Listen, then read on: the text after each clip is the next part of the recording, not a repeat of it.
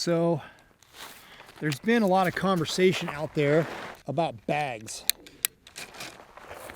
and what technique you use, whether you're scooping the bag or using Phil's bridge technique. The thing to remember is we want the rifle to recoil the same way every time, right? So when the rifle fires, it has an angle of jump to it. So the forces of energy that are generated by the combustion, the ballistic event, are going to make the rifle move. And so largely the rifle is going to move rearward, but our body is in position to capture that movement and stop it. There's only one place for that energy to go. It's going to take the path of least resistance.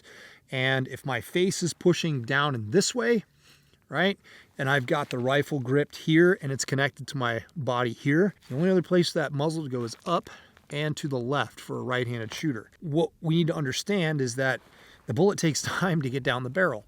And we all know that looking at high-speed videography, we can see that the rifle starts moving before the bullet exits the barrel. I know it's crazy to think about, but this is actual like real science stuff. In theory, whatever we do back here has to maintain some degree of consistency to allow the rifle to recoil and have a consistent angle of jump, which therefore means that the bullet is going to uncork from the muzzle at a consistent point in time and space, right? So that's really all we're trying to achieve. What we don't want to do is allow the bag to support the rifle by itself, because we're not able to replicate that.